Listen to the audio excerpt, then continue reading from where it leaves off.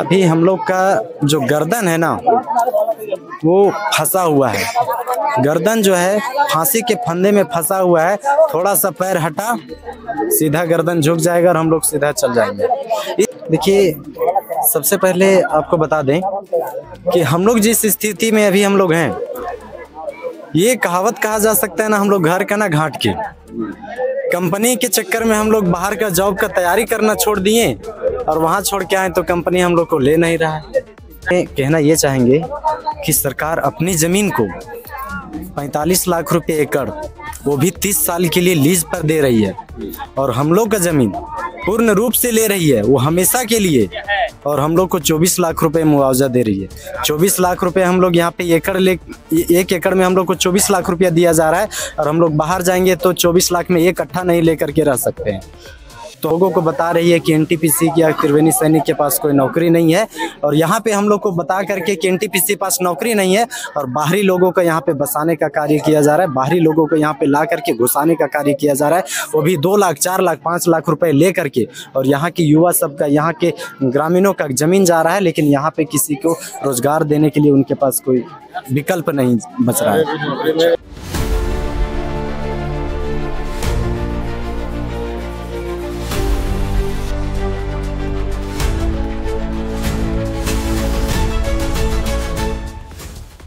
तो अभी हमारे साथ बहुत सारे युवा हैं जो बेरोजगार भी हैं। इनको ना झारखंड सरकार के द्वारा नौकरी मिल पा रही है, ना एनटीपीसी के द्वारा नौकरी मिल पा रही है। इस विषय में हम बात करते हैं कि आप युवा हैं, अभी आपके पास ये समय है कि कुछ जॉब करें, कुछ नौकरियां करें, फिर भी अभी आप बेरोजगार भटक रहे हैं, कारण क्या है? देखिए, सबसे पहले आपको बता दें कि हम लोग जिस स्थिति में अभी हम लोग हैं, ये कहावत कहा जा सकता है ना, हम लोग घर का ना घाट के। कंपनी के चक्कर में हम लोग बाहर का जॉब का तैयारी करना छोड़ दिए और वहाँ छोड़ के आए तो कंपनी हम लोग को ले नहीं रहा है, और कुछ लोग को ले रहा है। तो ऐसे ऐसे युवा को जिनके पास नॉलेज है, जिनके पास कुछ करने का क्षमता है, वैसे वैसे लोगों को टॉयलेट साफ करवा रहा है।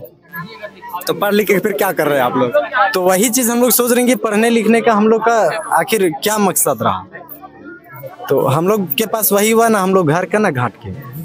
आगे का आप लोग प्लान क्या बना करके रखे हैं? कुछ प्लान सोचे हैं कि हमें अब जॉब करना है, फिर से हम लोग जाएं झारखंड के रवैया को देखते हुए फिर से क्या झारखंड की तैयारी करें? देखिए, जब तक हम लोग के पास जब समय था तब तो हम लोग इधर आके समय अपना खत्म कर दिए, और जब तक फिर से हम लोग को नॉलेज आया कि उधर जाने का, तब तक हम लोग का खुद का समय खत्म हो गया। तो अब हम लोग का वो समय नहीं रह गया कि हम लोग उस किसी भी फॉर्म को भर सकते हैं, क्योंकि एज ही क्रॉस कर गया।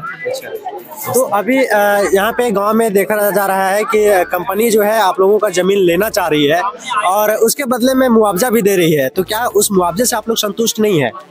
देखिए, इसमें कहना ये चाहेंगे कि सरकार अपनी ज़मीन को 45 लाख रुपए एकड़, वो भी 30 साल के लिए लीज पर दे रही है, और हम लोग का ज़मीन पूर्ण रूप से ले रही है, वो हमेशा के लिए, और हम लोग को 24 लाख रुपए मुआवजा दे रही है।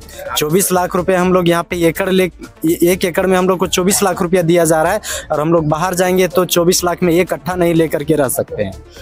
तो हम लोग तो किसी भी हाल में उस मुआवजे से खुश नहीं रहेंगे।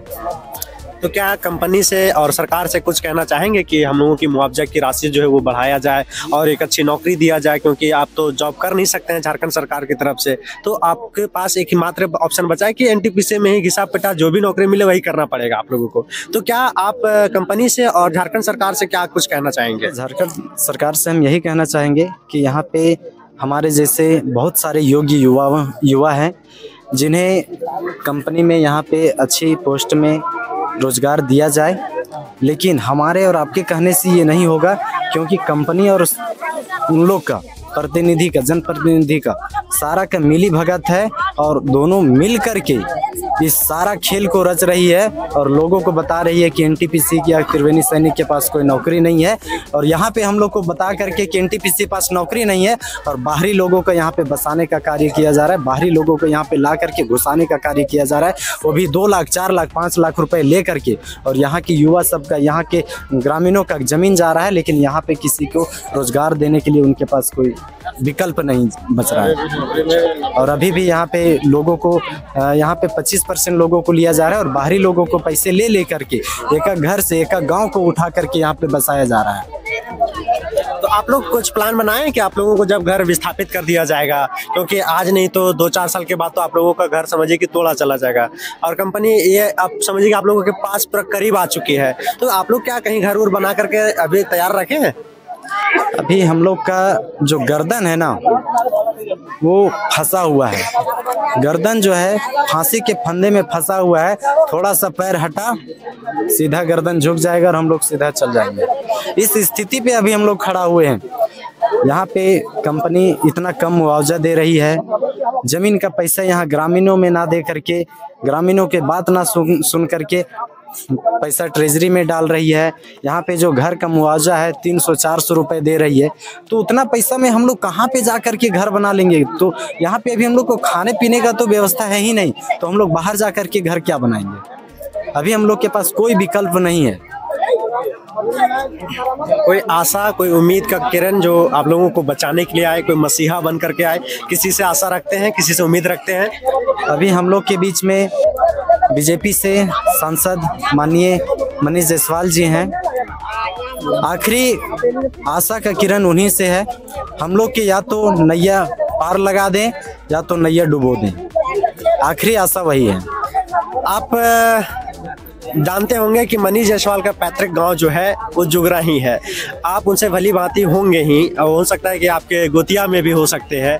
तो क्या उनसे जब इतना आशा रखे हैं तो क्या आपके लिए वो कुछ सोच के रखे हैं? आप लोगों के लिए क्या कुछ प्लान बना करके रखे हैं कि मेरा गांव का है, मेरा भाई भी हो सकता है, मेरा भतीजा भी हो सकता है, मेरा बेटा भी हो सकता है, तो क्या आपके लिए इतना कुछ सोचने के लिए क्या वो समय निकालेंगे? आप लोगों के लिए कुछ प्लान बना करके रखे हैं वो? जी बिल्कुल, हम लोगों ने सारे ग्रामीण जा कर के उनसे बात किया। उन्होंने हमें आश्वासन दिया है कि हम जुगरा गांव को एक न्यू जुगरा में बसाने का प्रयत्न कर रहे हैं और इसके लिए हम सारे ग्रामीण जा कर के उनसे आग्रह करेंगे, अनुग्रह करेंगे कि हम लोग को न्यू जुगरा और जो कट ऑफ डेट है उस पर चर्चा करके हम सभी युवाओं का जो हक अधिकार है उन्हें दिलाने का कार्य करेंगे। आप इस सभा में शामिल हुए थे, क्या समस्या था आपका और जो इस सभा में शामिल हुए हैं?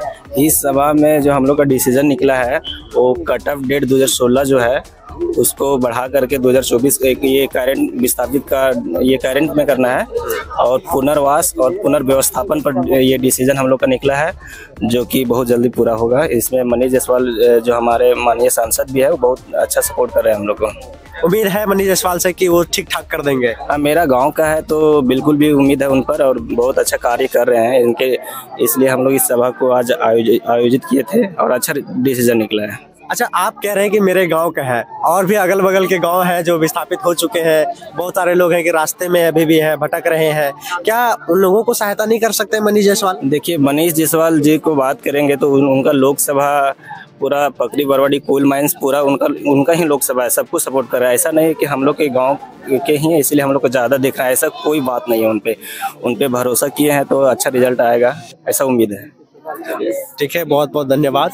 आप देख सकते हैं इनका आशा और इनका एक उम्मीद जो लास्ट कह सकते हैं, यहाँ के जो माननीय सांसद मनीष जायसवाल है उन्हीं से एक आशा है, उन्हीं से एक उम्मीद बची हुई है कि यहाँ जो जुगरा के गांव जो आज विस्थापित होने के कगार पे है उन लोगों को एक जगह पर स्थापित किया जाएगा, और ये आशा भी रखते हैं, उम्मीद भी रखते हैं। तो बस आज के लिए इतना ही, हमारे साथ जुड़े रहे, मिलते हैं नेक्स्ट वीडियो में। धन्यवाद।